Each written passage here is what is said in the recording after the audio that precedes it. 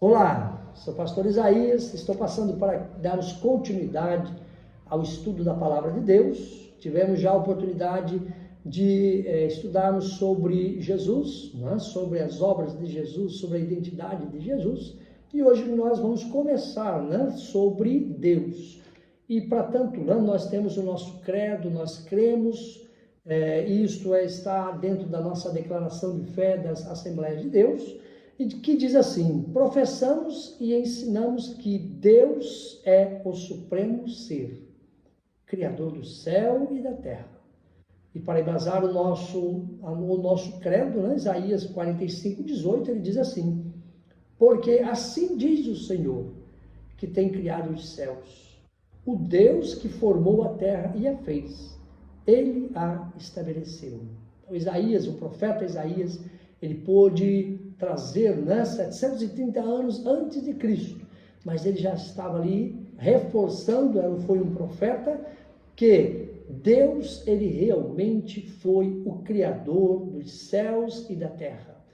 Isto tudo que nós vemos hoje, a obra da criação, não foi uma obra do acaso, mas foi Deus que criou, tanto os céus, quando nós olhamos para o livro do Gênesis, nós vemos ali no princípio, criou Deus os céus e a terra. E a terra era sem forma e vazia, e nós vemos ali todo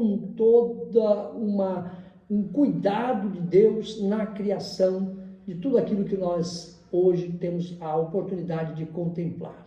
Mas também, Jó, no capítulo 33, no verso 4, ele diz: o Espírito de Deus me fez, e a inspiração do Todo-Poderoso me deu vida.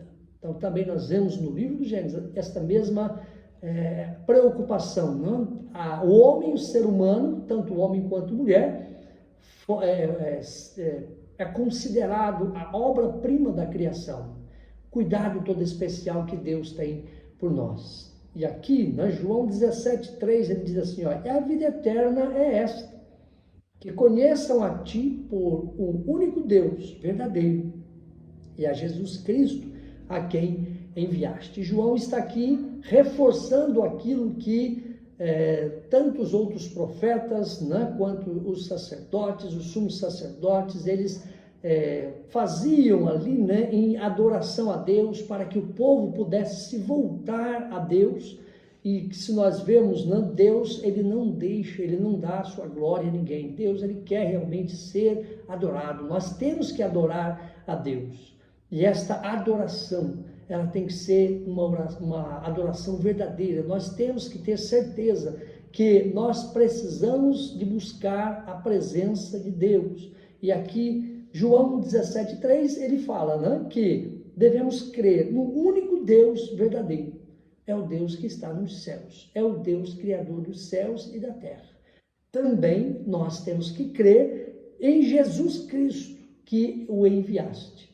Estudamos sobre Jesus, falamos sobre o plano de Deus para a humanidade, depois do pecado. Todos pecaram, Paulo escrevendo aos Romanos, e destituídos estão da glória de Deus. Houve uma separação, houve agora uma necessidade de novamente reatar aquilo que o homem tinha lá no livro do Gênesis, que era na viração do dia. Deus estava com Adão e Eva, porém, depois do pecado, isto não mais aconteceu. Porém, Deus está sempre preocupado. Ele quer realmente ter,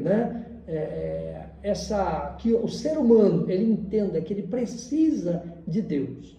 Gênesis, no capítulo 12, nós vemos isso, que quando já a humanidade estava totalmente corrompida, Deus vem, chama Abraão, e Abraão, ele é considerado um homem de fé, porque agora ele larga tudo, abandona tudo, porque ali nós vemos que naquele momento a idolatria já tinha tomado conta de toda a humanidade, mas Deus, ele agora faz com que um pacto com Abraão, e Abraão é considerado agora um homem que novamente trouxe uma nação, ele formou uma nação que é considerada a nação de Israel, uma nação que crê num único Deus, o Deus verdadeiro. E ali nós temos vários textos que tem esse embasamento, e diz assim: olha, eu sou o Senhor, e não há outro. fora de mim não há Deus, que fora de mim não há outro. Eu sou o Senhor e não há outro. Isaías, no capítulo 45, nos versos 5 e 6. Então, nesse momento, né, nós temos que entender que existe um Deus nos céus e que nós precisamos o adorar como Deus. E logo nós estaremos falando nos próximos vídeos sobre os atributos naturais de Deus. Quais são os atributos naturais de Deus? Se você quiser, né, aprender um pouquinho mais, estarei deixando as referências da qual estou aqui comentando, para que você possa ter a oportunidade de estudar um pouco mais e aprender sobre a palavra de Deus. Que Deus te abençoe.